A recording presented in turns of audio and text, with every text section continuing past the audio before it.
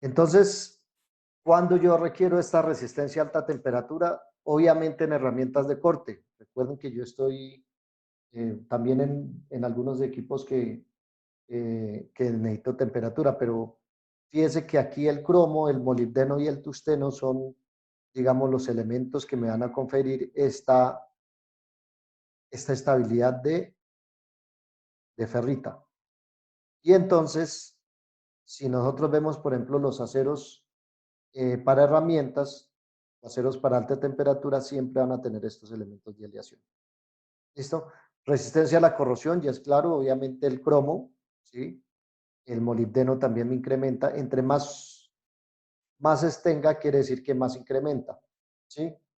Fíjense que, por ejemplo, la tenacidad, recuerden que la tenacidad es la capacidad de absorber energía antes de fracturarse. Entonces, obviamente el níquel, el manganeso, el titanio me van a incrementar la tenacidad. El cromo, el carbono, el molibdeno, el tungsteno y el vanadio me la disminuyen.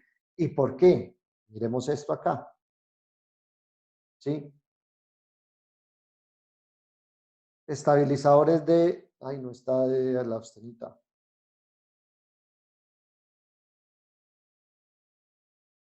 Listo, no. Entonces, generalmente estos que incrementan la tenacidad son estabilizadores de austenita. Entonces, fíjese que yo les había dicho que aquí hay unos estabilizadores de ferrita, ¿sí? Pero hay otros estabilizadores de austenita. Y estos estabilizadores de austenita, que serían estos señores de acá, ¿sí? Silicio, níquel, manganeso y titanio, ¿sí? ¿Por qué? Porque la austenita es la fase más tenaz que hay en todos los aceros. Entonces, si yo logro llevar la austenita a temperatura ambiente, pues voy a tener un acero muy tenaz, ¿sí? Entonces, debido a eso, son ellos. Resistencia al desgaste, todos aquellos que incrementen la dureza. Y fíjese que esto está muy de la mano con este señor, estabilizador de carburos, ¿sí? Miren acá, que más o menos es lo mismo. ¿Por qué? ¿Qué es el estabilizador de carburos? ¿Sí? Entonces, fíjese que yo tengo aquí formadores de carburos, cromo, vanadio, molibdeno, titanio, novio, tantalio, circonio y vanadio. Recuerden que nosotros habíamos hablado de algo de endurecimiento por precipitación, que se precipitaba una segunda, tercera fase. Entonces, mire que acá, si ustedes alcanzan a observar esta micrografía, miren estos punticos y entonces esos serían carburos, es decir, es una fase precipitada que incrementa la resistencia. ¿Entendido? Entonces, por eso aquí tengo estabilizador de carburos que también, obviamente, me va a incrementar la resistencia al desgaste, la dureza. Entonces, fíjense que aquí está todo. Aquí la templabilidad sí es una propiedad tecnológica. ¿Y la templabilidad qué es? Resulta que yo, cuando tengo estos estados de transformación que tengo austenita, eso lo vamos a ver más adelante, tengo ferrita, tengo estas fases, ferrita y cementita, no se preocupen, eso lo vamos a estudiar más adelante. Y esto es decir, yo caliento este y después lo enfrío lentamente en el furnace, en el horno. Pero cuando lo enfrío rápidamente, por ejemplo al aire o en sales o en agua o en aceite, entonces estoy fuera del equilibrio y ya no me van a producir estas fases, sino me van a producir otras fases diferentes que la martensita y la vainita. Esta es la fase más dura que tiene el acero, la martensita. Entonces, cuando yo hablo de templabilidad, ¿sí? ¿Qué es? Tengo dos conceptos. Templabilidad es la habilidad del acero, is the ability of a steel to be penetrated by the quench to obtain the martensit phase. Es decir, es la habilidad del acero para penetrar, ¿sí? Por temple, ¿sí? Para obtener una fase martensítica. ¿Qué quiere decir penetrar? Quiere decir que al interior, aquí adentro, ¿sí? Va a penetrar ese proceso o ese, digamos, va a enfriar rápidamente de tal forma, ¿sí? Que yo voy a tener martensita. En otras palabras, cuando yo digo que templabilidad, lo que quiero decir es que yo estoy obteniendo martensita. ¿Cómo? Enfriando rápido. Mire que aquí está en agua y aquí está en aceite. O tengo un concepto mecánico, metalúrgico, ¿por qué? Porque estoy hablando de fases. El concepto mecánico, ¿cuál sería? Es la habilidad del acero para endurecerse por templado, es decir, para incrementar su dureza. ¿Mm? ¿Por qué incrementa su dureza? Porque tiene martensita, concepto metalúrgico. Concepto mecánico, al obtener martensita, incrementa su dureza. Entonces, esa es la templabilidad. Y si yo miro aquí esta grafiquita de la templabilidad, mire que a mayor carbono, bueno, incrementa la templabilidad, el níquel, el cromo, el manganeso, el molibdeno, el tungsteno, el vanado, el titanio y el aluminio incrementan la templabilidad. Es decir, la gran mayoría incrementa la templabilidad. ¿Cuáles la incrementan más? Estos señores que tienen más. ¿Sí? Aquí también hay una tabla y fíjese que aquí me dicen, según lo que yo tenga, qué función primaria tengo. Entonces, fíjese que tengo, que si tengo cromo de 0.5 a 2%, es decir, un acero de baja aleación, incrementa únicamente la dureza. Pero si tengo un cromo de 4 a 0.18, es decir, media y alta aleación, además de eso, incrementa la resistencia a la corrosión. ¿Sí? El manganeso, si tengo entre 0.25 y 0.4, ¿sí? Combinado con azufre y fósforo, reduce la fragilidad. El manganeso se asocia con azufre y fósforo, forman unos compuestos y entonces ese azufre y fósforo, digamos que me lo saca de la forma frágil en el acero. Pero si es mayor del 1%, aumenta la templabilidad. Entonces, fíjese que aquí yo tengo algún tipo de guía sobre qué es lo que está haciendo cada uno de los elementos de aleación. ¿Por qué? Porque si yo voy a utilizar un acero y tengo la composición química, yo podría más o menos, según esa composición química, saber qué propiedades mecánicas o tecnológicas o térmicas me están incrementando. Bien. ¿Qué más tenemos aquí? Tenemos el stainless steel. Fíjese que esta ya es una clasificación no por composición química, sino por uso. Entonces tenemos stainless steel, que es un grupo de aleaciones ferrosas que contiene al menos 11% de cromo. Y ojo con este numerito, 11% de cromo. Según la bibliografía que se utilice, podemos decir que 10.5, 11, 11.5, 12. No sean, digamos que no nos hemos puesto de acuerdo y según la norma, entonces varía.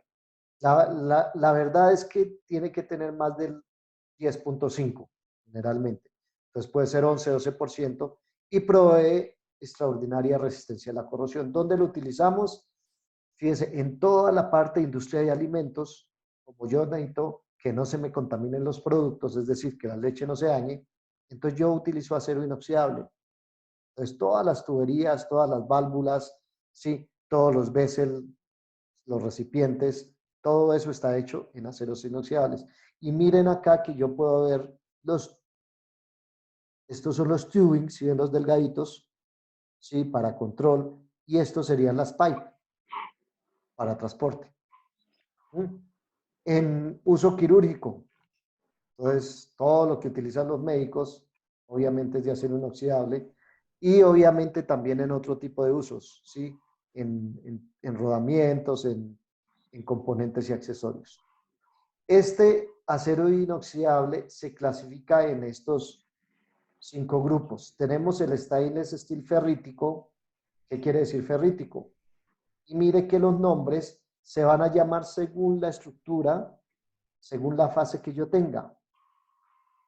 Eso lo vamos a ver más adelante cuando veamos diagrama hierro-carbón, pero fíjese que como tengo estas posibles estructuras, entonces según la estructura que el acero inoxidable tenga, entonces puede ser ferrítico, ¿sí? Puede ser martensítico, ¿sí? O puede ser austenítico. Recuerde que el martensítico es el más duro, el austenítico es el más tenaz, y bueno, el ferrítico tiene unas condiciones, digamos, intermedias entre estos dos.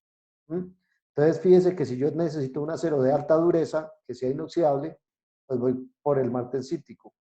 Generalmente, la gran mayoría de aceros que utilizamos son los aceros austeníticos, porque tienen una resistencia mecánica alta y además tienen alta tenacidad. Este señor no es, repito, magnético, porque la austenita no es magnética. Entonces, si yo tengo un ferrítico martensítico con un imán, puedo definirlo. Pero si cojo el imán y no se le pega, entonces yo sé que es un acero austenítico. Además de eso está el dúplex y el endurecible por precipitación. Estos ya son aceros especiales. El dúplex es básicamente la conformación de dos aceros y el endurecible por precipitación es que, recuerden, tenemos un endurecimiento por una segunda, tercera fase de precipitación y generalmente son por carburos, por nitruros, etc. ¿Por qué el acero inoxidable es inoxidable? Entonces aquí ocurre un fenómeno que nosotros llamamos el fenómeno de pasivación. El hierro, ustedes saben, el hierro se corroe muy rápido. Y el acero normal, el acero al carbono también. Si ustedes miran una reja o una baranda que no está bien pintada o no la pintaron, ustedes ven que en cuestión de horas, de días, eso está rojo. Y eso rojo es herrumbre, que es el óxido de hierro. Y usted pasa la mano y quedó con el óxido de hierro en la mano. Y entonces, ¿qué pasa?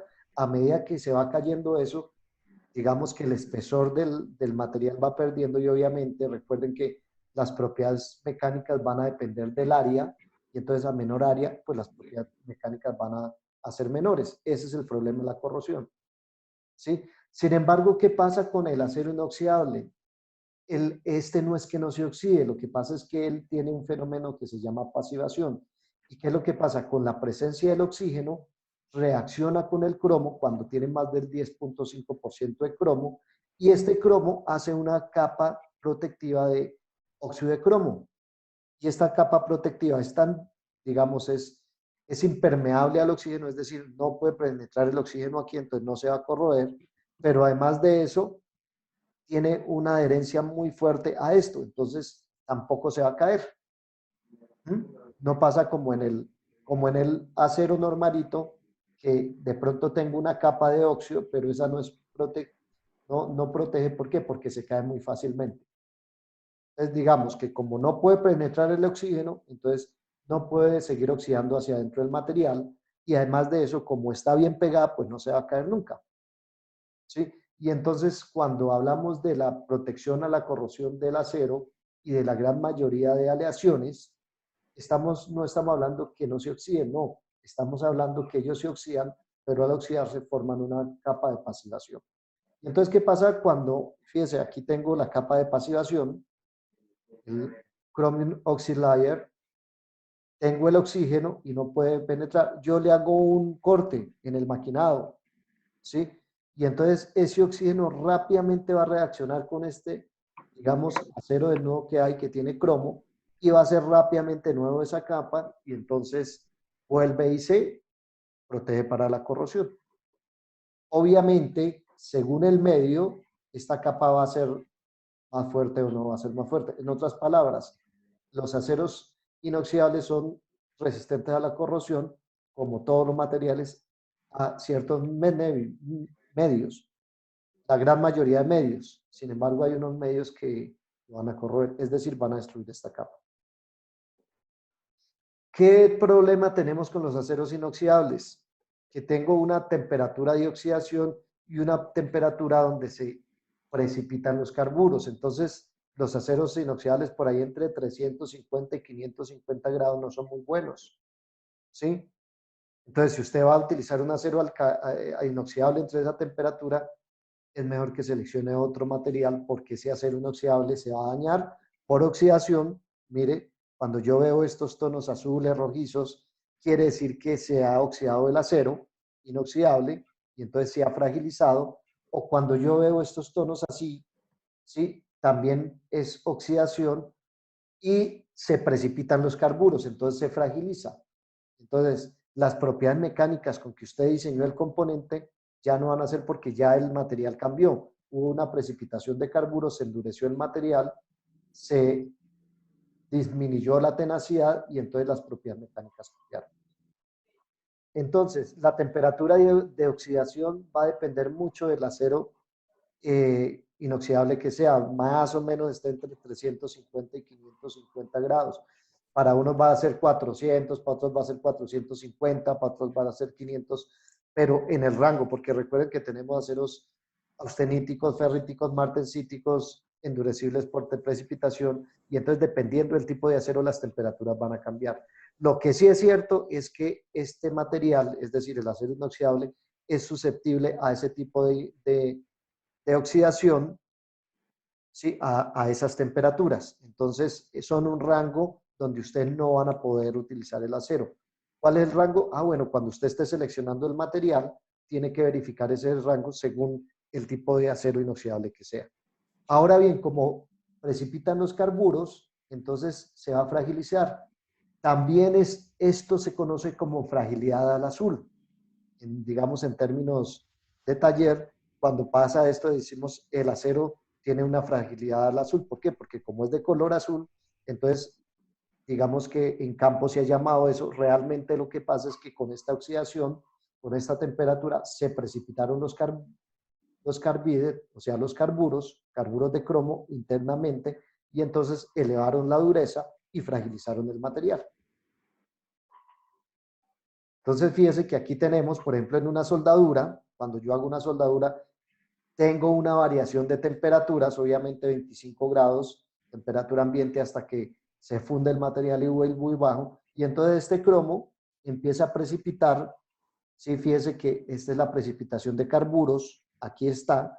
¿Cuál es el problema? Que estos carburos, esos carburos de cromo, o sea, carburos es cromo con carbono, entonces precipitan en el límite de grano y estos son muy frágiles. Y entonces obviamente tengo una zona de fragilización que cuando llegue un impacto o una sobrepresión o un esfuerzo grande, entonces el material no se va a deformar plásticamente. ¿Por qué? O el material no, esta parte no se va a deformar plásticamente porque es frágil, no tiene deformación plástica, entonces se parte. Y entonces voy a tener una grieta que generalmente está catastrófica como la de un vidrio siguiendo esta dirección. Y entonces tengo la fragilidad al azul del acero inoxidable. Las aplicaciones, ahí están, esto también está en el libro, y aquí los martensíticos son IC400. Nosotros siempre cuando vayamos a hablar de aceros, siempre vamos a hablar de una clasificación con 3 números, ¿sí? La 400, los más utilizados son los 320, los 316, 304, que son inoxidables austeníticos, ¿sí? Serie 200 y 300. Martensíticos serie 400, ferríticos también serie 400. Los duplex no tenemos y los endurecibles por precipitación son los pH. Entonces, fíjense que aquí tenemos unas características, ¿sí? No las voy a leer, no me voy a profundizar sobre eso porque están allí en su libro, pero sí les voy a decir que la lean. ¿Por qué? Para que ustedes sepan cuándo utilizar uno o cuándo utilizar no, otro. Entonces, fíjese que, bueno, aquí son las características, no son las aplicaciones vienen más adelante. Pero, por ejemplo, dice, debido al alto contenido de carbono y la naturaleza de su dureza es de pobre soldabilidad, es decir, si yo necesito un acero de alta soldabilidad, que sea inoxidable, no voy a utilizar el martensítico. O si yo necesito un acero muy duro y tengo que unirlo, entonces yo voy a pensar una forma de unión que por lo menos no sea por soldadura, ¿sí? Otra forma, una forma mecánica o si es soldadura, entonces ¿qué proceso especial necesito para este tipo de acero? Entonces fíjense que ahí salen muchas cosas, ¿no? Bien, aquí estarían los tipos de acero. Vamos a los tool steel o los aceros para herramientas. Este acero para herramientas es usado para dos cosas, o para los moldes, generalmente, o para las herramientas de corte. Son, digamos que los dos usos principales que tenemos. Los aceros para herramientas son aceros que tienen elementos de aleación. ¿Cuáles? Generalmente estos tres son los mayores, los reyes. El vanadio, el wolframio y el molibdeno. ¿Sí? Y además de eso tienen también, bueno, el cromo, manganeso también y níquel también, pero digamos que estos tres con el cromo son los que más, digamos, los que más le dan resistencia. Y volvemos aquí a esta tablita rápidamente, ¿sí? Entonces, fíjese que tenemos resistencia a alta temperatura, cromo, molibdeno, tungsteno, ahí están, ¿sí ven? Es decir, y que ellos también ¿por qué digo esto? Qué pena pronto para conectar la idea. Porque cuando yo hablo de acero para herramientas, generalmente estoy hablando de un acero que requiere alta dureza, que requiere alta resistencia al desgaste y también requiere resistencia a alta temperatura y requiere también alto módulo. ¿Sí? Por ejemplo, en un molde de estos, de inyección de plástico, yo requiero que por más presión que haya, esto no la deformación elástica sea muy, muy, muy bajita, porque si se tiene alta deformación elástica, pues obviamente la pieza ya va a cambiar. ¿Mm? Y también requiero alta resistencia. Si fuera ya no un molde de inyección de plástico, sino otra cosa, por ejemplo, para forja, los procesos de forja los hago a 350, 400 grados centígrados. Entonces yo necesito que esas propiedades mecánicas se conserven a esa temperatura. ¿Sí? Entonces necesito un acero que sea ferrítico, es decir, ¿sí? Que estos tool steel en general, bueno, muchos de ellos son aceros ferríticos. O necesito herramientas de corte, es decir, que tengan una dureza altísima. Rowell C por ahí 40, 50, 55, para que pueda cortar el otro material. Y entonces, esos requerimientos me los dan estos elementos de aleación. Tengo también unos grupos, ¿sí? Y un símbolo de esos aceros para herramientas. Y entonces tengo el T, el M, el H, el A, el D. Ustedes lo ven aquí. ¿Qué tengo? Aceros rápidos de alta velocidad. Entonces, fíjese la composición química: wolframio, tungsteno, molibdeno. ¿Sí? Para las brocas, por ejemplo. Tengo para trabajado en caliente un molde. Moldes para trabajo en caliente.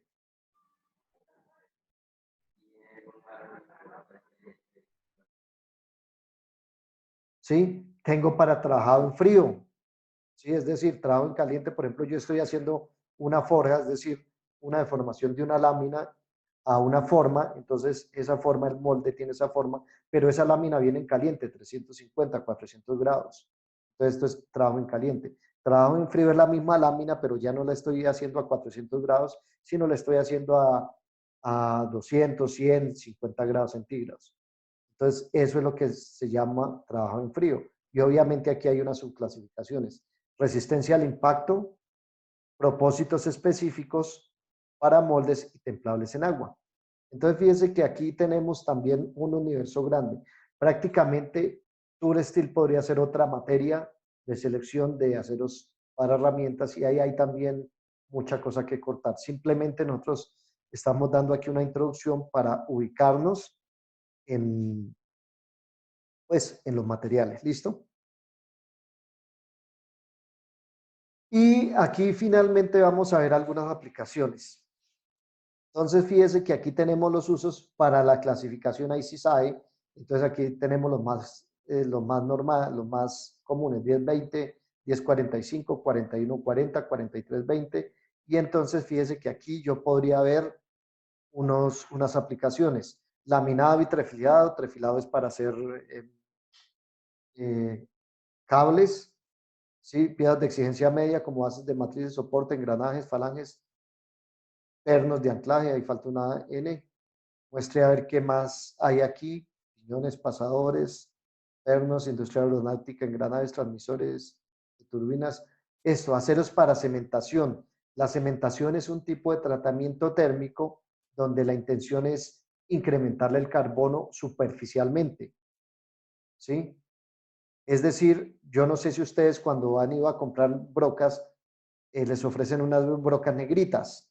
Esas brocas negritas es que tiene un recubrimiento superficial duro que se hace por cementación. Y ese recubrimiento superficial lo que hace es que le incrementa el carbono en, en el acero. Entonces, claro, voy a tener un... Sí, profe. Ah, bueno, perfecto.